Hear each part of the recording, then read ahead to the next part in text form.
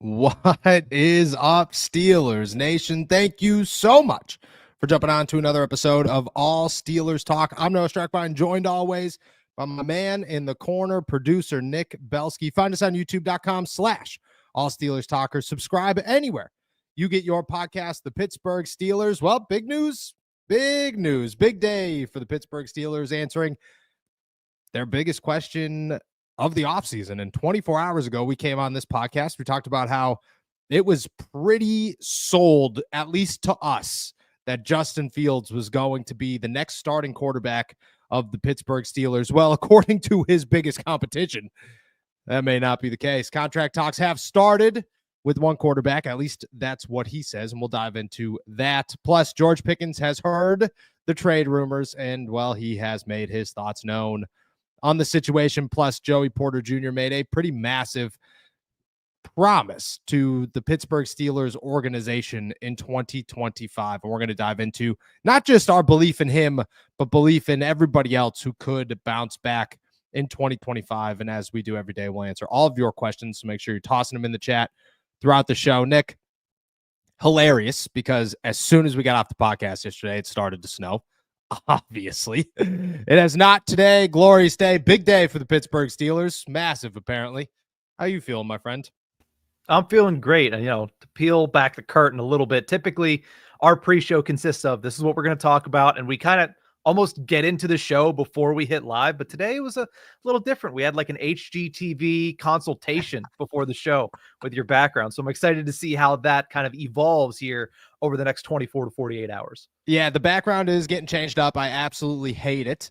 As much as I hate this crooked hat right now, which I think we're good after that one, but there's nothing worse than a crooked hat. The background is getting changed up for those of you who do like it. I apologize, because I hate it with everything in me, and I've hated it since we've moved in here. But that's all right, because, well, Pittsburgh Steelers might have their quarterback, my friend, and we might be wrong, just like I was wrong about this background, and things change. Yeah. 24 hours ago, we sat here and we talked about Justin Fields being the guy for the Pittsburgh Steelers. What do you do next? How do you surround him? How do you sculpt this offseason, if you are the Steelers, to make sure that your quarterback one of the future, of at least the near future, has the weapons and the coaches in place, the confidence around him to succeed and take this team further than they went in 2024, 2023, and many years before that? Well, today at about 1 p.m., 1:30 maybe, the other one said that, well, everybody's wrong, because I am talking to the Pittsburgh Steelers. I have had my conversations with Mike Tomlin and Omar Khan, and that somebody is Russell Wilson. He said this on the Pat McAfee show today. He said, I got so much more in me, man. I'm excited. Obviously, my goal is to be with the Pittsburgh Steelers is a long time and hopefully finish my career there. Pittsburgh is a special place for me. I love it, and hopefully I can play there a lot longer. When asked if he has been talking to the Pittsburgh Steelers and negotiating a contract, he said, quote, yes, we have started to talk a little bit, obviously, and we had our meetings and everything else, and just kind of just getting into it. I think I stand here as most of those who heard this today and said, Russ, be honest with me. And Russ is a great person. Let's not steer the ship in any wrong direction here. Russ is fantastic. I would imagine he does a billion phenomenal things every day that we don't even know about, outside of the billion that we do know about. And I got a hard time believing Russ is a liar. I'm not going to sit here and ever say that. I bet you he knows way more than I do, obviously, way more than you do, way more than any of us do. So there's got to be some truth here. But I think we all did sit there and go, some clarification here, Russ. We talking exit meeting, or are we talking contract negotiations? Because it feels like there is a significant gap between the two. And I'm not 100% sold that we are talking about the latter. Feels as if Russ had a good exit meeting. They talked about how, yeah, they probably would like to do some negotiating this summer, had those initial talks. Mike Tomlin and Omar Khan have probably kept in contact with Russell Wilson and his agent, certainly. I don't think they sat down and started negotiating a contract. I don't think those things have happened. Maybe I'm totally wrong. Kind of feels like Russ is optimistic and excited, and the Steelers and Russell Wilson have had very premature conversations about what could possibly transpire this offseason. And I think it ended there for the time being. And Russ said yes, to make sure that everybody is still well aware that he is in the running, that he is a possibility, that he would like to stay with the Pittsburgh Steelers. Unless I'm totally wrong. But I listened to that one and, I want to hear your thoughts. And just said, I would have loved a follow-up question. No diss towards McAfee or anybody else. Tone Diggs asked the question. Pittsburgh guy. Nothing. You phenomenal job all around. A follow-up question saying exit interview or contract negotiations would have cleared up a lot of this. I think it would have given us much less to talk about, but would have cleared up a lot of this. Russ is negotiating with the Steelers. Your thoughts? Yeah, lying by omission is still lying on the surface. Like Aaron Rodgers, my friend. Yeah, he is. Yeah. What did he say? He has been immunized. Yeah.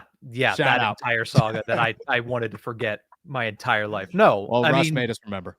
Russ made us remember. I mean, it's not what he said; it's what he didn't say. That's probably closer to the truth, right? So nothing that he said was probably wrong. Did he talk to the Steelers?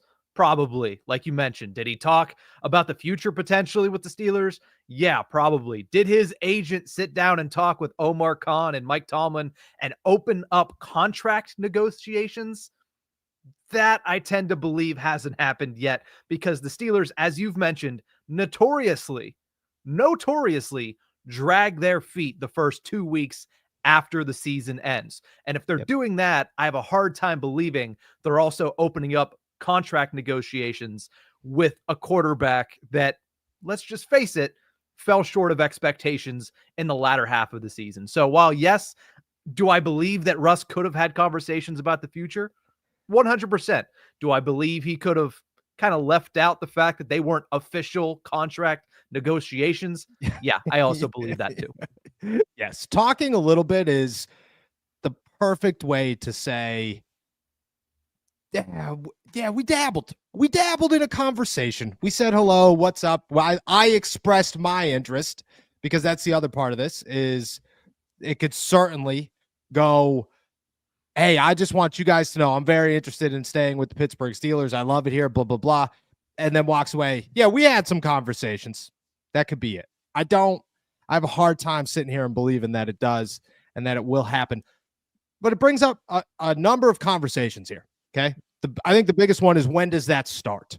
When do the real contract negotiations between both sides and both parties start? Because you have people saying the Steelers are going to draft a quarterback super high, and we'll dive into a lot of that tomorrow when we're not talking Russell Wilson. You have people saying Justin Fields is going to be the guy. You have people tossing out Aaron Rodgers' name still all over the board, everywhere, in every which way, shape, and form. But when does it start? When do the Pittsburgh Steelers finally sit down with somebody and say, all right, let's begin this dialogue? Let's go from we have interest, you have interest, to can we come to an agreement to where you are our quarterback for 2025? If I had to guess, those contract negotiations start pretty rapidly after the Super Bowl, that the Steelers start going, okay, we saw what's up. We finished our situation and our reviews and exit meetings and so on and so forth, because they are the slowest team in the history of the NFL to go through exit meetings. And then they say, okay, let's sit down. Let's have these conversations. Let's begin negotiations. I could see that happening right after the Super Bowl. A contract maybe being in place just before free agency, if it is Russ or it is Justin. If it's somebody else, I could see them waiting. But that's where I see it. Do you see a different timeline? No, I think that's pretty spot on. I think the Steelers are a team that like to kind of get their ducks in a row and learn from the previous season before they start working on the next season. It's why they don't negotiate contracts in season. It's why they take forever to do their exit meetings. So would I be surprised if they waited all the way to March to make these moves or to start negotiations? No. Or I would be, not March. the end of the Super Bowl, which is February, no, I wouldn't be surprised if they took those couple of weeks, especially because, listen, in a week or so, Mike Tomlin's going to be in Mobile and he's going to have his focus on draft stuff that week. And you know that this conversation, even though outwardly only needs to happen between Omar and an agent, you know Mike Tomlin's going to want to be heavily involved in that conversation and that dialogue. So I can see that waiting until after the Super Bowl, especially for a team that, look at last year. They made an entire overhaul of the most important position on the team, and it didn't start until March. It didn't start until Russell Wilson came to Pittsburgh in March. And then after that, it was, all right, Mason can go, Mitch can go. Kenny, you want to go? All right, Kenny can go. And then on freaking St. Patty's Day, they brought in Justin Fields and kind of closed the book on it. They waited the whole way to March to make those decisions last year. So the fact that they're going to probably drag their feet a little bit later than January 22nd does not surprise me in the least. No, I agree. I mean, I don't think that there were any. I am more curious to know when and how Justin's exit interview went down. I would imagine it was pretty early in the situation or in the process here, but I would love to know what happened there. What was said? What did the Pittsburgh Steelers say to Justin? What did Justin say to the Pittsburgh Steelers? Because that's the other side of this is we know Russ wants to come back to the Pittsburgh Steelers. The only thing we've ever gotten from Justin was a half-hearted interview where he had to say the right things because it was week 18. You couldn't say the wrong things. You're fighting for a Super Bowl. And yeah, he wants to come back. Great. What did you think he was going to say? No? You think he was going to say, no, I actually hate the Pittsburgh Steelers, and I would love to burn this bridge before the season even ends?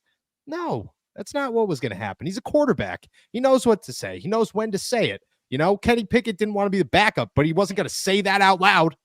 He never said it out loud. I was very pleased. I was still injured.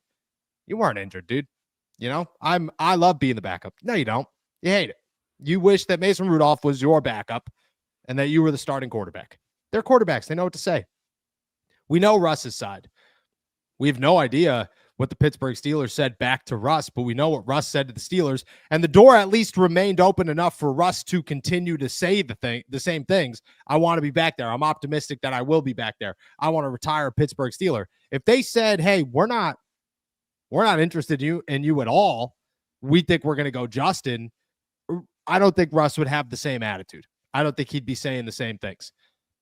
We haven't heard a single thing from Justin. Nothing. Because he's a backup quarterback. He's not going to go on the air. He's not going to go on the Pat McAfee show. We're just listening, waiting for something. So if I'm most curious about anything, it's not when this starts. It's not, are the Pittsburgh Steelers interested in Russ? It's what does Justin think?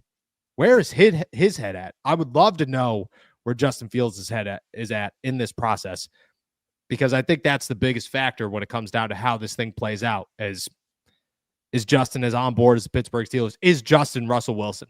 Is he as gung-ho as Russ right now? I would die in a Steelers uniform. It would be fantastic if that's how I left. Like, is that what Justin's saying? You know, pick up on that? I don't know. We'll see what happens. Let's talk about the wide receiver. Unless you got closing comments on Russ and Justin here. No, I think I'm ready for the next chapter of Russ and Justin, but I don't think we're going to get it from Justin. I don't think Justin's going to say anything until there's an announcement that he signed somewhere, and whether that be in Pittsburgh or elsewhere. Something tells me that Justin's just going to, as he did last year, he's just going to chill. He's just going to do him, and he's not going to go on any interviews. He's not going to do any press. He's not going to do any podcasts. He's going to do whatever he wants in the offseason, and he'll talk after he signs. We should try to get him on the show. You could try. I think he's turning down every show, and I think that includes, I think we'd be on the list of no's. Maybe not. We'll try. We might as well try, you know? Worst they could say is no. Worst he could say is no. Let's talk George Pickens here. George Pickens has heard the rumors of him being on the trading block for the Pittsburgh Steelers this offseason, a conversation that everybody is having. Everybody in the world's having it. I get text messages once a day saying, look at you, dude, reporting the George Pickens news. I'm like, I'm one of 60 people who have said George Pickens might get traded this offseason. That's where we're at. George has heard. He didn't hear from us. Maybe he did. Who knows? He heard from the 33rd team, who put together a trade scenario, put it on Instagram of George Pickens going to the Washington Commanders in exchange for a second-round pick. I'll start by saying this. Not a bad trade. Not the best trade, not the worst trade. You're going late second rounder, not the biggest fan there. I think more realistically, you could go Bears, you could go Patriots, you can go Raiders, you could go I don't know. Jacksonville's kind of on a downward blow it up right now. Spiral. Maybe they'd be interested in another wide receiver. Get rid of Christian Kirk in the process. Could be a little 1-for-1 plus a deal or plus a draft pick. The Raiders, the Giants strike me as a team that would just do something dumb. I just makes a lot of sense. Anyways, George had this to say. He commented back and said, me. ... These pages are not in the building or any facility. Stop lying for the clicks and views, my brother. I mean, I'm not going to lie. I laughed so hard at that comment. Shout out George for defending himself, hearing it, saying, dude, I'm worth way more than a second round pick, pal. What are we doing here? And kind of making it known, to at least without saying it, that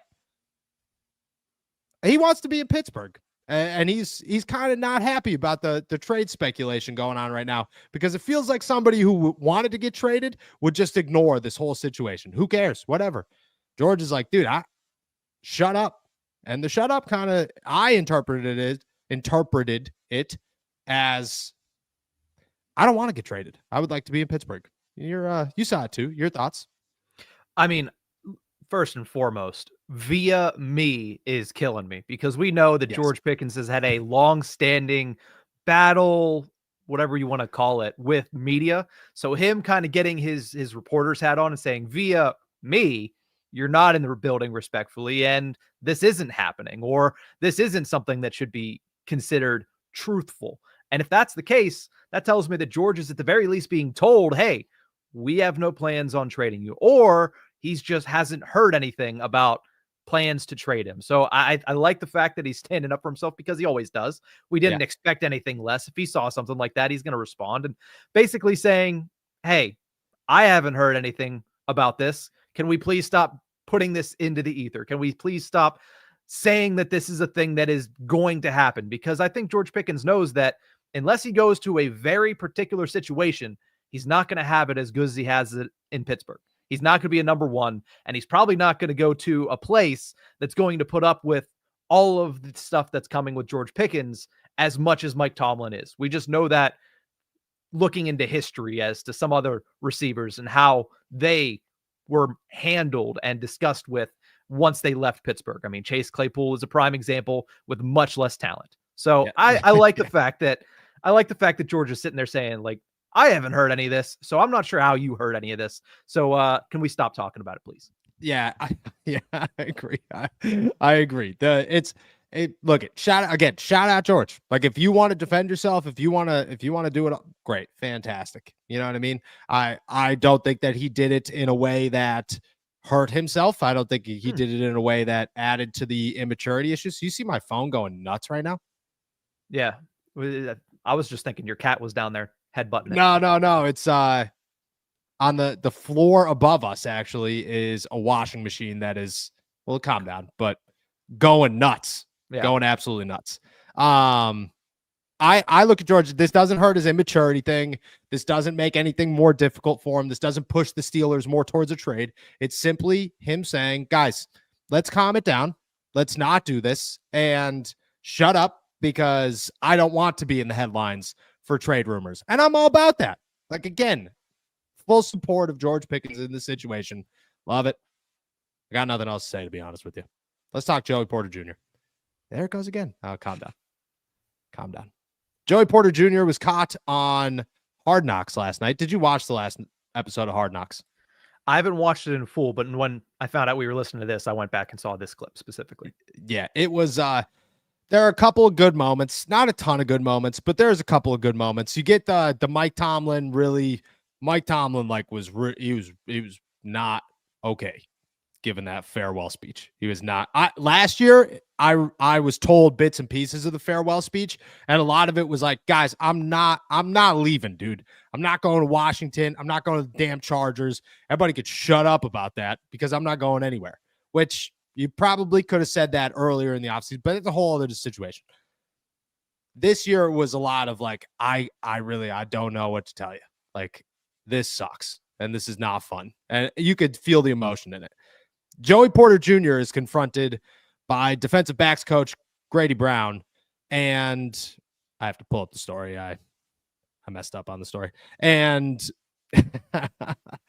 and makes a very strong promise to the Pittsburgh Steelers. So Grady Brown says, quote, "We got to tighten up the my bads. Guys own their mistakes, and that's critical. That's important. But the mistakes can't happen. You got a blind confidence. You don't care who you got to cover. You don't care what the score is of the game. It's your time to lead the defense. It's your time to be the dude," which is phenomenal. Joey replies, "I'm ready to be a new player when I come in. I'm going to be a whole different me in the classroom, on the field. I'm just ready to bring that to the team, do as much as I can to get this championship."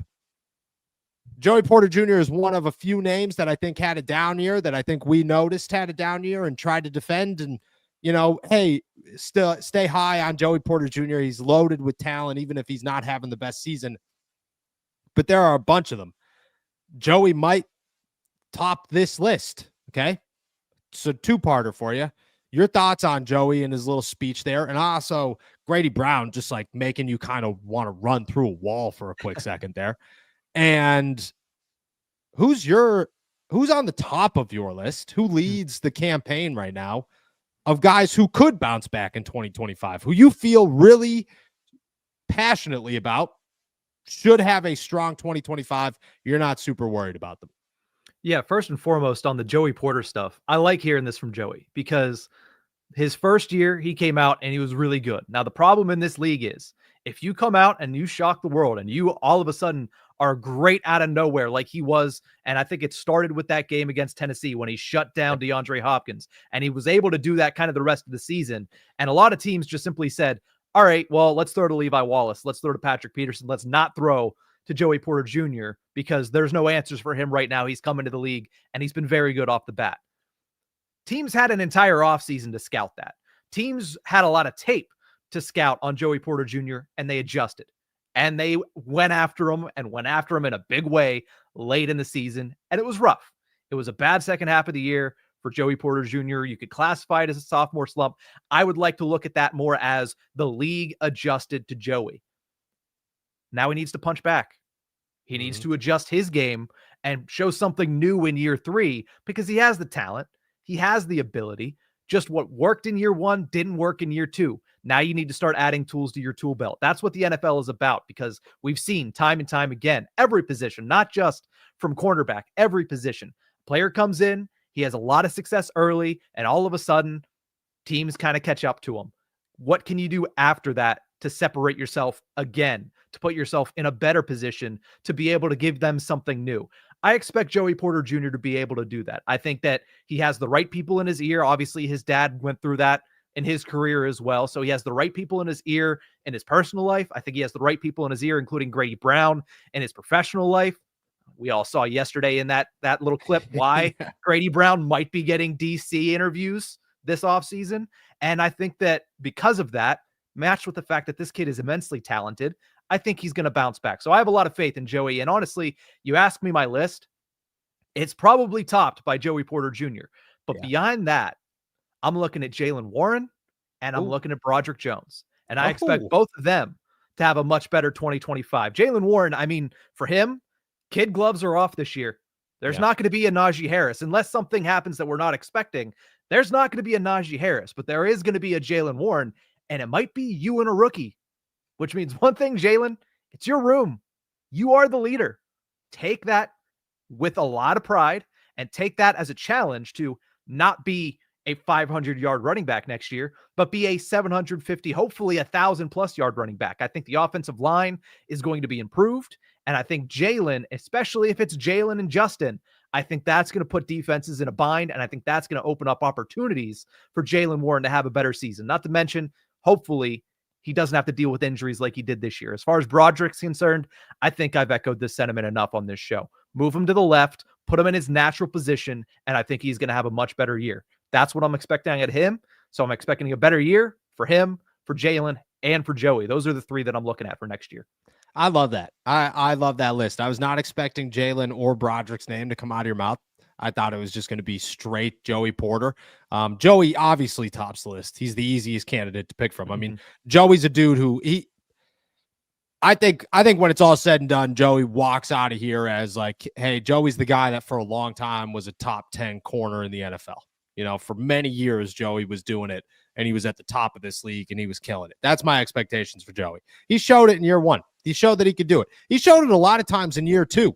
You know, he had his really bad moments and some terrible moments in big games, but he still had his moments of like, oh, okay, Joey's still Joey, man. Like, Joey's still got this. He's still super talented.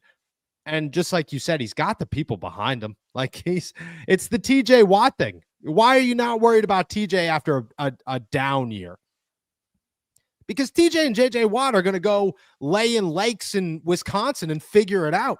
That's what they're going to do. And Joey Porter Jr. is going to go home, and him and his dad and Mike Tomlin and guys like Corey Trice who are going to help. Guys like Minka Fitzpatrick, guys like Grady Brown, guys like TA who, you got to remember, TA comes from the secondary. That's his specialty. And guys think he's a genius from what he could see back there. You got to think that he's got the people that he's going to figure this out. He's going to take the next step. He's going to do those things. I think that year two kind of needed to happen where it was like, okay, like Joey kind of got punched in the face this season. I expect him to bounce back. Like, I expect him to learn from the mistakes that were adding up that I think we were looking at and avoiding as a rookie. He's a rookie. He's a rookie. He's a rookie. He's not a rookie anymore. You know, you can't be grabbing people. You can't be costing big moments in big games. Like, that can't be a thing. And now we see that it can't be. And how can he work? Outside of that, I got two names as well. Pat Freiermuth, who I don't think had a terrible year, but I don't think he had the year many of us were expecting. I mean, I was pounding the table a year ago in March saying, extend Pat Freiermuth. Give him another contract, because if you give him one more year, he's going to go off. And he didn't. He did not go off. I expected him to. I think a lot of that is Russ. I think a new quarterback who could use the middle of the field. Pat Freiermuth is a dog. Pat Freiermuth is a stud. He shows all the potential in the world when it comes to being a very, very good pass catching tight end. Every time the ball's in his hands, and I get it, late in the season, he had some drops and some bad moments. But a lot of the season, Pat Freiermuth was a guy that you could count on to make big things happen. I expect bigger things next season. The other one is a guy who didn't play this year. Roman Wilson, I expect to come onto the scene in a big way in 2025, because I expected him to come out of the scene in a decent way once he got to training camp this year and started coming out of the scene and showing what he could do. I think a year away from the team, he's going to rebound. He's going to come back. He's going to work hard. He's going to be ready for it. This is not Calvin Austin where you were injured and weren't able to be around the team. You were here. You were injured, but you weren't really. You got to practice. You got to be in meetings. You got to do all these things. You got to work in the facility. Calvin was not there for a lot of the season. He was rehabbing. I expect Roman to be a guy that comes out and makes a pretty big impact on the Pittsburgh Steelers in 2025. That's my expectation. Those are my two there. Pat Freiermuth and Roman Wilson. Yeah, sensing a theme here. A lot of offensive weapons that we're talking about. Jaylen and yes. Roman and Pat. Roman Wilson, though, I think answers a lot of the questions that we had a lot of this season. I mean, yes, they went out at the trade deadline and they got Mike Williams. That's not the type of wide receiver that I was pounding the table for. I said, you need somebody that's going to be able to get open quickly, because Russell Wilson does not have a lot of time. They went out and got Mike Williams. And yeah, when Mike Williams was out there, he worked. But they already had a guy like that in George Pickens. How many times did Russell Wilson have to get to his third, fourth progression? Because, well, guys just weren't open. How many times did we say, oh, well, Russell Wilson actually evaded the rush. He just needs somebody to turn around and come back to the ball. Roman Wilson did that very well in Michigan with J.J. McCarthy in 2023. So a lot of these holes in the Steelers offense could have been filled by a healthy and up to speed and ready to go Roman Wilson. We didn't get that in 2024. If you get that in 2025, it's almost like a free draft pick. It really is. Now, if it doesn't work out, then you're saying, man, we used a draft pick. Not only did we not get anything in year one, but he's far behind in year two. I just don't see that happening. I think part of the reason they wanted Roman Wilson was because they saw him as somebody who could morph into this offense very quickly. It didn't happen that way, but in year two, it has to. Like, you have no other option. You have to work out in year two, because if not, I'm not sure how many more chances you're going to get. Because Calvin worked out. I mean, shoot, we were talking about what Russell Wilson had to say on the Pat McAfee show. He had a lot of positive things to say about Calvin Austin, called him the star of the offense this year. And I think when you're talking about breakout star, yeah, that fits. So I think if you're the Steelers in particular, if you're Roman Wilson, next year is a massive opportunity to come out and show that, hey, if I was available last year, I was exactly what the offense was missing. And if he does, think about how big think about if the Pittsburgh Steelers, because they're going to operate without the thought of Roman Wilson. That's how they'll operate. Roman's here, but we need two guys. We need at least two guys. You go out and get those guys. Roman's just an extra. He could be your fourth wide receiver this season and then have a massive year. That's pretty ginormous for an offense that had literally nobody this past season outside of George Pickens and Calvin Austin when Russ could find him. That was how bad it was. I agree. I think they could be huge. All right. That's everything on our agenda. We're going to start diving into all of your questions, but first, we're going to take a quick break here from our boys over at DraftKings. All right, football fans, things are getting real. Whether your team has made it to the conference championship or not, there's still plenty of ways to enjoy the games. Get in on the action right now with my partners at DraftKings Sportsbooks. They're offering all new customers $200 in bonus bets instantly by just betting $5. Don't let this slip away. Download the DraftKings app now and sign up using our code ALLSTEELERS. The crown is yours. Stay in on the action and use your $200 in bonus bets on DraftKings same-game parlays for a shot at an even bigger payout. Combine multiple bets together from the same game. Love the thrill of live betting? DraftKings has got you covered. Bet live in-game progress right as they are happening, making watching the games that much more exciting. If sports betting is not yet available in your state, don't worry. You can still join in on all the fun with DraftKings Daily Fantasy and have the shot to win cash prizes. Download the DraftKings Sportsbook app now. New customers use my promo code ALLSTEELERS and bet just $5 on any wager and get $200 in bonus bets instantly. That's promo code ALLSTEELERS only at DraftKings Sportsbook.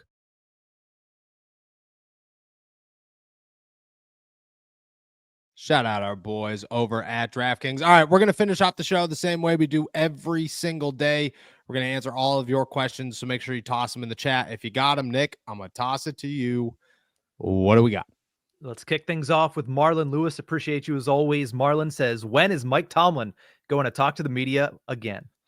Probably not until the owners' meetings. He typically doesn't talk at the NFL Combine. Once in a while he does. Last year, I don't believe he did. So he might talk at the Combine, which is the end of February. I believe the 24th is when the Combine starts. Maybe the 25th is when the Combine starts, goes until Saturday. Coaches and GMs typically talk the first 2 days. It's just scattered out. So I would guess that it's the owners' meetings. If not, it'll be the NFL Combine, which will be much sooner. At the Combine, it's kind of tough. I mean, he talked 2 years ago, didn't talk last year. We talked to Omar Khan there, so twice, which is important. But just kind of depends on if Mike decides to talk or not. All right, let's go over to DeMonte, who says, should we be worried if Fields comes back and becomes the QB1 that Mike holds back his real growth? Yeah, yes. The answer is yes. Mike Tomlin is a guy that loves to play not to lose. And Justin, if you're going to develop, if anybody's going to develop in any offense, especially at the quarterback position, you can't play to lose. You play to win. You go win football games. Go be the guy. Go take over a field and an offense and a group and a team at any moment. And you can't do that if Mike Tomlin is saying, don't lose the football game. So I think a lot of it comes down to Mike. But to be honest, I think that's a stern conversation that guys have to have, whether it's Rooney, whether it's Omar, whether it's Andy Weidel, whether it's Arthur Smith, whether it's Justin himself, have to have with Mike Tomlin to say, hey, look, I trust the defense too, but we got to try to win this game.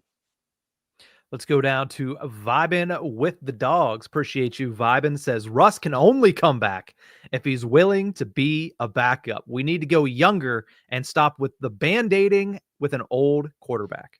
Yeah, you're not wrong. I would love Russ to come back as a backup quarterback to Justin Fields. I think that would be fantastic. He's not going to. He's going to get an opportunity somewhere for decent money, and he's going to go there.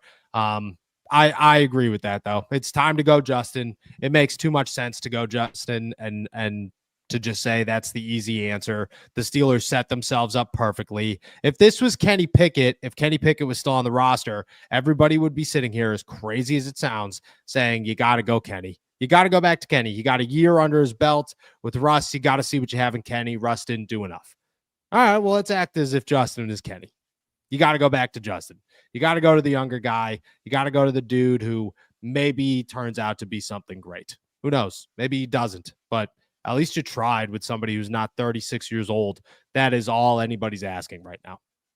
Let's jump to Ricky Huggins, who says, I don't know about y'all, but GP, T. Higgins, Calvin Austin, and Roman Wilson sounds like a great wide receiver group to me. Maybe even throw in Ibuka from the draft. Yeah, I mean, I agree. That would be fantastic. Could you imagine that 5? Ben Skoranek as the 6th? Whew, that would be Pat Freiermuth. Maybe get Darnell Washington a little bit involved. You obviously got Jaylen Warren, who's a pass-catching machine. That's a good offense. It's a good group of weapons for Justin Fields. Probably the best group of weapons he's ever been around in the NFL. I'm just saying, if the offensive line works out, you get a real offensive coordinator in Arthur Smith that actually works. I'm not saying it wouldn't work. I'm not saying it wouldn't work. I'd be all about this wide receiver core. I think I think that might be the best wide receiver core you could ask for if you're a quarterback in the NFL outside of like, no, you know what? I'm going that one. That might be, if they put that together, it would probably be the NFL's best all around receiving core. Fair enough. Let's go to Chad, who wants to know, when can the Steelers sign Justin Fields? That is a great question, to be honest. I believe that you could re-sign your own free agents starting, oh man, I think it's the first week of March. I'm pretty sure it's the first week of March. Second week, I think the 13th is when you could sign free agents. Maybe the 6th is when you could re-sign your own guys. I'm pretty sure it's right in that. I was just looking at the important dates like for the last week and could have told you that. I actually just closed that date book this afternoon. So that's on me. I want to say it's March 6th is when you could do it. Are you pulling up the NFL important dates 2025? I was trying to. Yeah. I'm almost positive it's right there because the second week is free agency. I know that for a fact. It's just a matter of when you could re-sign your own guys. You could begin to negotiate, I believe, whenever. I don't know. Did you pull it up? Yeah, I'm trying to. There's a lot on this right now, but scroll down to March. If you scroll down to March, it'll be there. Yeah. It looks like free agency signing period begins March 12th at 4 p.m., but the negotiating period starts March 10th, 2 days prior. So, yeah, that's outside. So I would imagine inside's the week before. I believe you could officially sign guys the week before. All right, let's go to Pittsburgh Heather, who says, do the Steelers need to know if Fields is going to re-sign before the NFL draft? Does he sign or not change their draft strategy? P.S. Hard pass on Aaron Rodgers. I read that as hard to pass on Aaron Rodgers, and I said, man, you are the only one on that ship, my friend. I mean, it clearly changes their draft plans if he decides to stay or go or what their quarterback situation looks like, but they'd have a deal done before free agency. If the Steelers are keeping Justin Fields, they're not letting him hit the open market. They're not, unless he wants to, unless that's what he's looking for. But at that time, I give his chances of coming back to Pittsburgh significantly less than they were if he doesn't get to free agency. I believe they'll try to ink him as soon as possible. It does change their draft plans. I think even if it signs, it changes their draft plans to say like, okay, we got Justin. Do we bring in competition? Do we not bring in competition? If you have Russ, you got to bring in somebody that's young, just in case. If you go Aaron Rodgers, you have to bring in somebody that's young, just in case. Like you might only have a year with these guys. So I would say yes, it pretty significantly changes their draft plans. All right, let's jump over to Juan Pablo, who says, do you think Stafford could be an option? Would you like to see that? I mean, I don't know anybody who wouldn't want to see Matthew Stafford. The only issue I have here is that I don't know if the Steelers' offensive line is good enough for Matthew Stafford. He is not mobile at all. I mean, he ran 4 yards in the divisional game, and everybody made a big deal out of it for like literally an entire half of football. I think he's phenomenal. I think he's future Hall of Famer, dude who would make any team a contender instantly. I just don't know if the Steelers have the offensive line to protect him well enough to make it work before they might get him killed. And I think that would be the biggest worry. Let's jump down to Ricky, who says, which running back do you think the Steelers draft?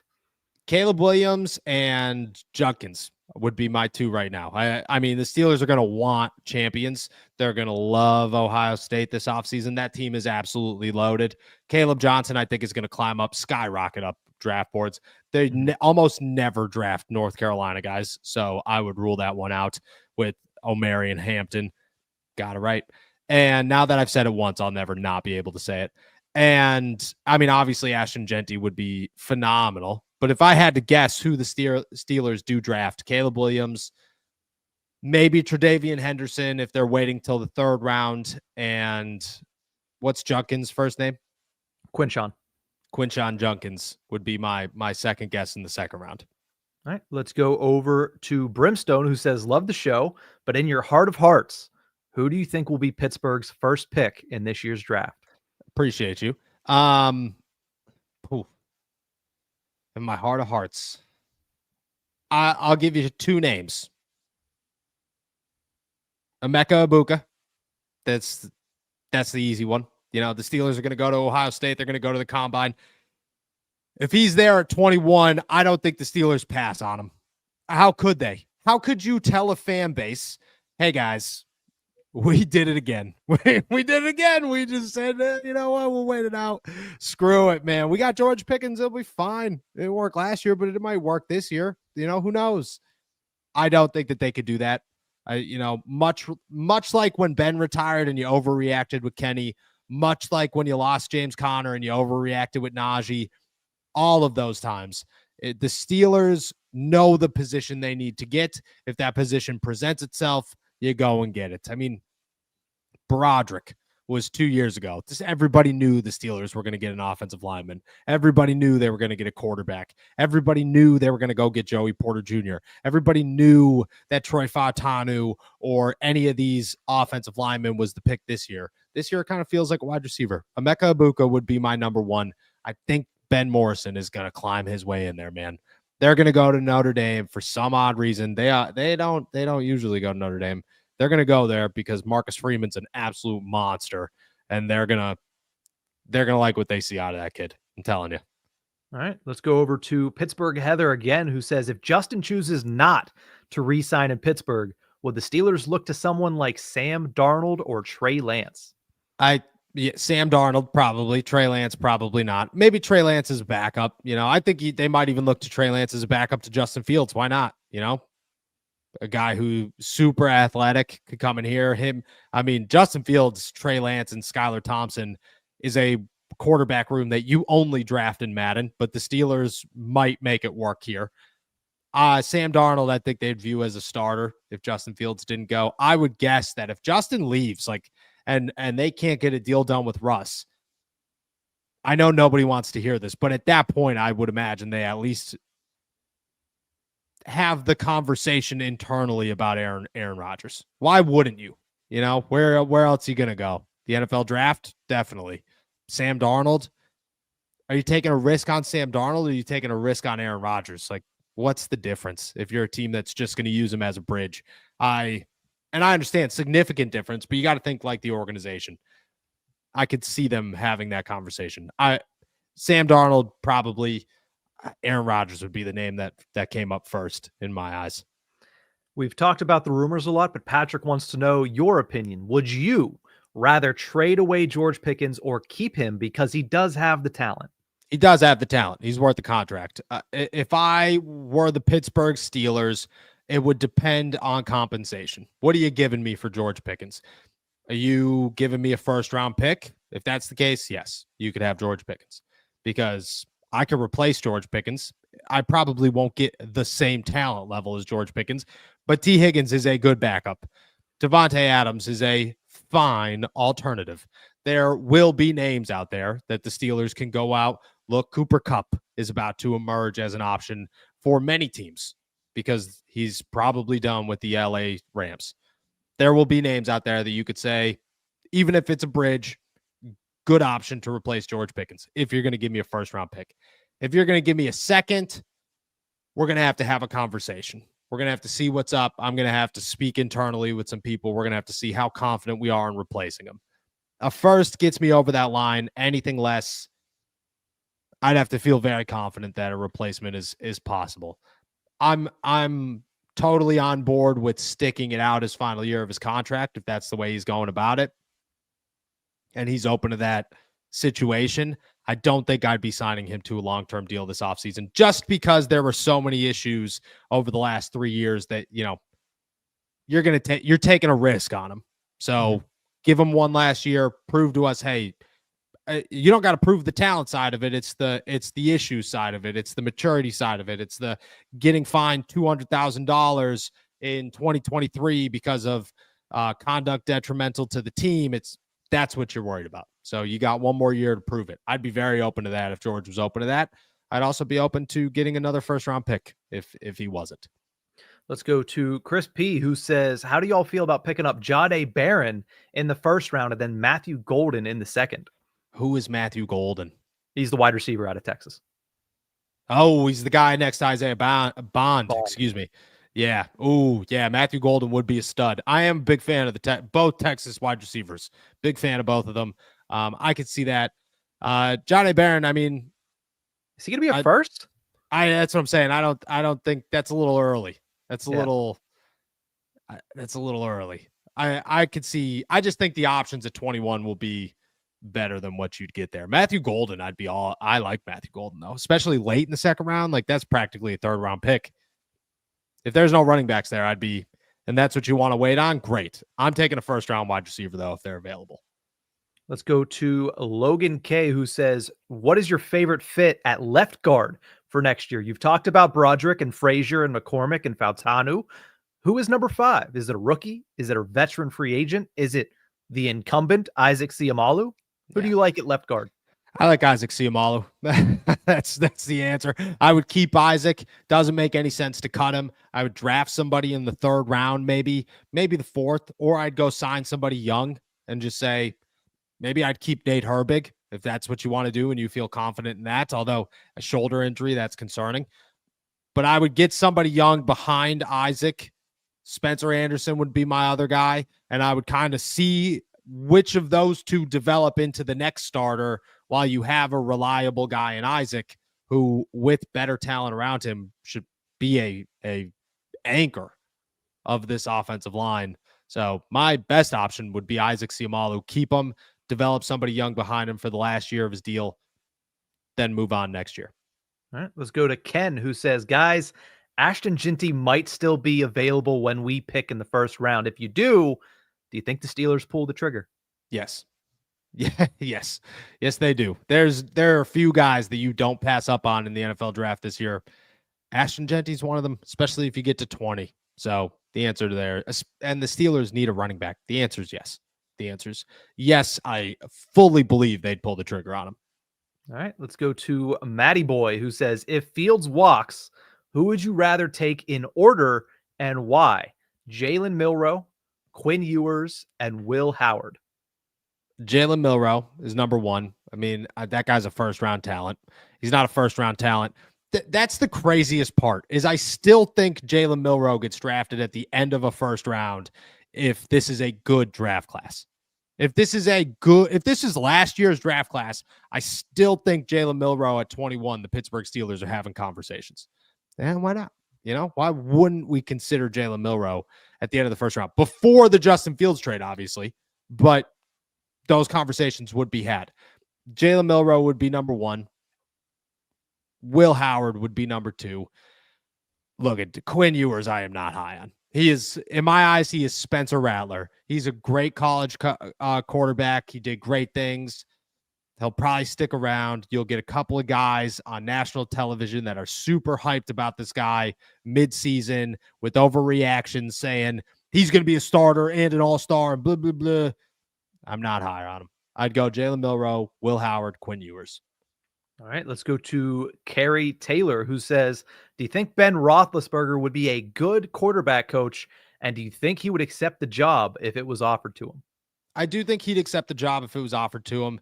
I'm not sure he'd be a good quarterbacks coach. Maybe he would be.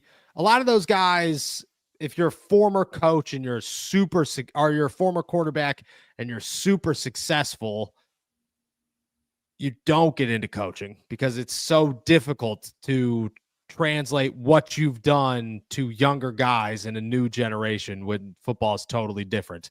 To be honest, guys like Mitch Trubisky, guys like Kyle Allen, guys like Josh Dobbs, guys like Josh McCown, those forever backups turn out to be the best quarterbacks coaches, the best offensive coordinators, the best head coaches, because they just watched the game.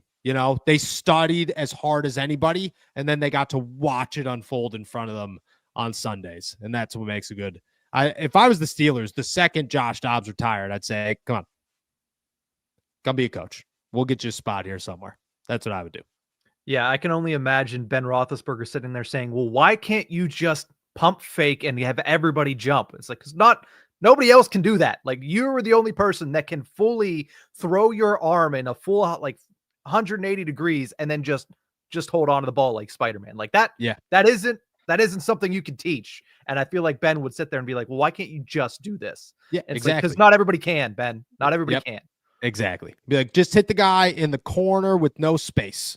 Yeah. Be like, oh, okay, thanks. Appreciate it. It'd be like Steph Curry trying to teach a 3-pointer. Just shrug off Terrell Suggs with a broken nose. Why? Just child's play. Just do it. Yeah. It might not work. It might not work. Let's go to Matt, who says, would you rather draft a cornerback or find one in free agency? Even though it'll be pricey, I believe we need a proven player versus a developmental piece opposite JPJ.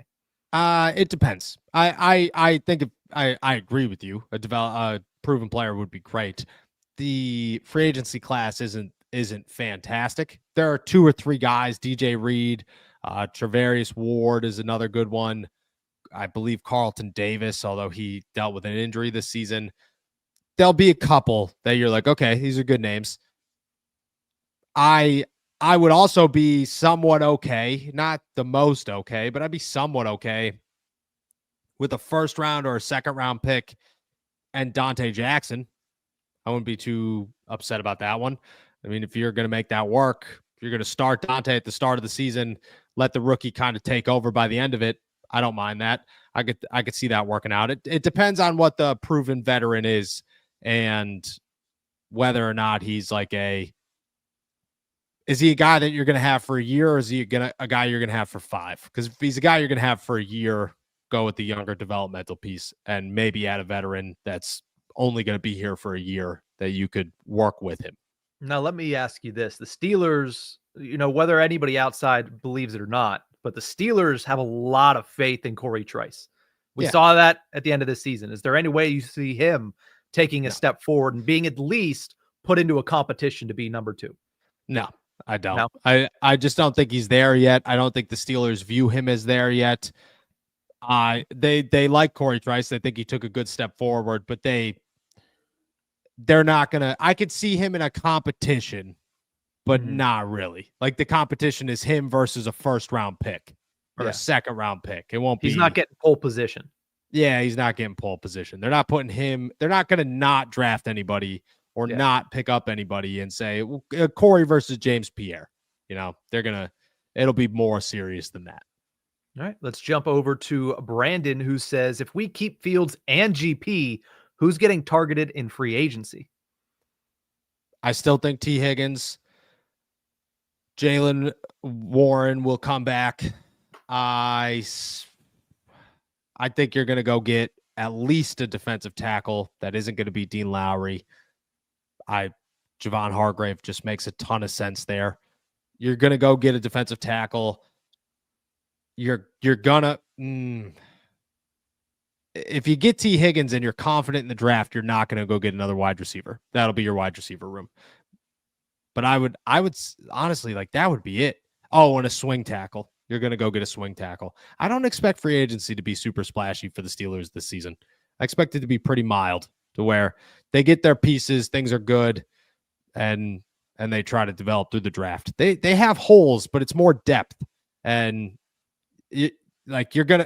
chances are they're going to sign like 2 or 3 defensive tackles. Chances are they're going to sign, 2 or 3 offensive linemen and a couple of like real deep wide receivers, maybe a new running back. But it's not going to be these big splashy signings that it's been. Speaking of Corey Trice, who we were just finished talking about, Chris wants to know, what's up, Noah? Do you think the Steelers move Trice inside more often next season? I could see that. I can't get a read on their feelings towards Beanie Bishop. Nobody seems to want to talk about him. I just don't know if they're all in on Beanie Bishop. If they weren't in on Beanie Bishop by the end of the season, Beanie wasn't even playing. I just don't know. If they're not high on Beanie Bishop, Corey Trice is the next logical option. I could see the Steelers moving Corey inside, working with Beanie Bishop to see if he improves, and then if not, bringing in somebody late, as they do most years, to compete there. To be honest, this sounds crazy, but Arthur Millette makes a lot of sense. If you're going to have Corey Trice and then put Arthur Millette out there and just have him be your physical run stuffer guy, why not?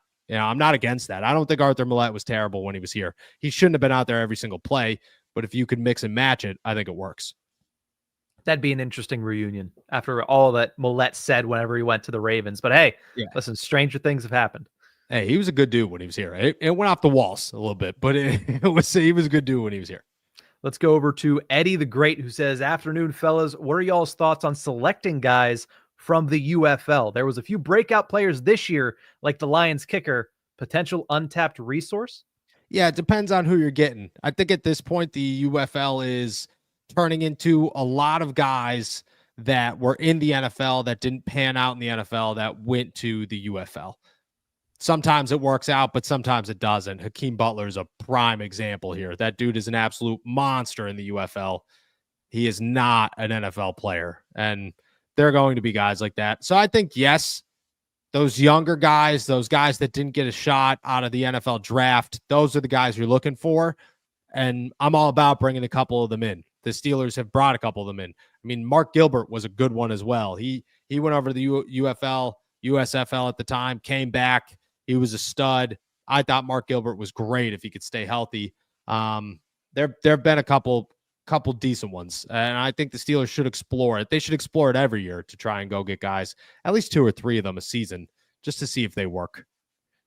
Let's go to Marlon, who says, any chance the Steelers don't think Justin is the guy, so they draft a guy to sit him behind Russ next year? There's certainly a chance. I don't think that chance is very high. I think they're pretty sold on wanting to get Justin, but maybe Justin doesn't work out for a number of reasons. If they do keep Russ, they will draft somebody in the first round. I saw vibing with the Dogs was like, Jalen Milroe stinks. I don't disagree that Jalen Milroe isn't a starting quarterback in the NFL. What I'm saying is that Mike Tomlin's comments at the end of the season were, you just never know what comes at the end of the NFL or the end of the first round. And if I had to guess a quarterback that they're going to take a chance on, it would be Jalen Milroe, if I had to guess. All right, let's go over to Danny, who says, haven't the Steelers generally just drafted best player available no matter what the position is? Sometimes, yes. Sometimes they draft Terrell Edmonds because they need a safety. Sometimes they draft Kenny Pickett because Kevin Colbert doesn't want to leave the organization without a franchise quarterback. many times the Pittsburgh Steelers pass on the best player available. So it'll play different positions. It'll play different roles. If Ashton Genty's on the board, he is the best player available. You go and get him. If Emeka Ibuka is on the board and there aren't really big names around him, you go and get him. But if for some crazy reason McMillan falls from Arizona and he's sitting there, you're drafting him. If for some crazy reason Will Johnson falls off the face of the earth and slides to 21, you draft him. You know, that could happen, but the Steelers will target a number of guys. Luckily for the Steelers, just like this past draft, just like the Broderick Jones draft, just like the George Pickens draft, and honestly the Najee Harris draft too. Those were, although you could make an argument for Creed Humphrey, those guys were among the best players available. That's how the Steelers always operate. They draft every position, every player. This is what the Steelers do. I'll give you some insight here. The Steelers do a mock draft. They do a bunch of them, but they always mock draft themselves. We pick number 1, who would we pick? We pick number 2, who would we pick? With so on and so forth. Through the whole first round. Through that whole first round, that's how they could tell, all right, we're 21. These guys are still on the board above our 21st pick. These guys are still on the board below our 21st pick. That's how they decide, hey, do we move up? Do we move down? Are we comfortable with different guys? That's how they go about it. So if somebody's sitting on that board that they had 10th, they're going to take them. Troy Fautanu. Yep. If somebody is sitting on that board and they're 22nd and they're like, well, this, Ibuka's 22, a defensive lineman's 21, we're going to go Ibuka. If that's the case, they'll go with that one. So it just depends on the situation. Yeah. I mean, just look at last year. They had 2 guys fall that they probably had ranked up in 10 to 12, which was Quinyon Mitchell and Troy Fautanu, but they just probably had Troy Fautanu higher, or they might have had him around the same range and simply at that point said they're both considered best player available or 1A, 1B. Which one do we need more? And I think that they looked at that and said, we need a right tackle more than we need a wide receiver, a cornerback, which is crazy to think at this time. But, they had a lot of options last year. They certainly did. I've heard that Troy Fautanu was ranked 10th on their big board heading into the NFL draft. I don't know where Quinyon Mitchell was, but I mean, it's hard to guess. He wasn't right there too, but I heard Troy was 10th. Yeah. I mean, makes a lot of sense. That's where he was in a lot of mock drafts before going through all of the process. So let's finish it off with Jeff Skinner, who says, very boring. And I think that I highly disagree with this, but how do you let Corliss Waitman walk after the season that he had? You highly disagree with, so you want to keep him? No, I highly disagree with it's boring. I like talking about punters. Yeah, dude. Punter talk all day. It depends on Cameron Johnston. It all depends. Is Cam going to be good? Like, it's not just, it wasn't an ACL. I'm pretty sure he snapped his shin in half. I don't know. I'm pretty positive that it's like something way more brutal than just like an ACL tear for Cameron Johnston. He's been in the building all season long. I believe he's off the crutches, but the last time I saw him, he still had the big giant brace on. So it depends on him. Is he good to go by the summer? If he's not good, you obviously keep Corliss Waitman. There's no point in not keeping him. If Cameron's good to go, you're keeping Cameron Johnson. I mean, that dude was a stud before he got hurt. You might keep Corliss if he doesn't get another job into the summer to, kind of keep him around and make sure Cameron's good. But if Cam's good, you're keeping Cam Johnston. Yeah, if Cameron Johnston is back to full health and back to what he was before the injury, the guy's a sharpshooter. Like, he can drop it in a bucket from 60 yards away. I know Corliss Waitman had a really good season, and trust me, especially when you compare it to what we saw from Percy Harvin. Yeah. Not Percy Harvin. Presley Harvin. If you compare that, then yes, Corliss Waitman was phenomenal, but I think there's a reason we were talking a lot about Cameron Johnston during Latrobe. It's because he kicked maybe twice a day, and every time it was a show. So, I mean, that guy's he's got extra talent. I'm pretty sure he averaged like 60 yards, 62 yards or something, and is like two punts, or so it was crazy number. So you got to keep Cameron Johnson. Plus, he smoked somebody in a preseason game on the sideline, and I will never forget that. That's a wrap for today, then. Awesome. With that said, guys, we are heading out of here. Thank you so much for jumping on to another episode of All Steelers Talk. Make sure to subscribe to us on YouTube, youtube.com/All Steelers Talk. Check us out anywhere you get your podcasts. And as always, find all of our work at si.com/NFL/Steelers. We will be back tomorrow. Enjoy another beautiful day in the Berg. Peace.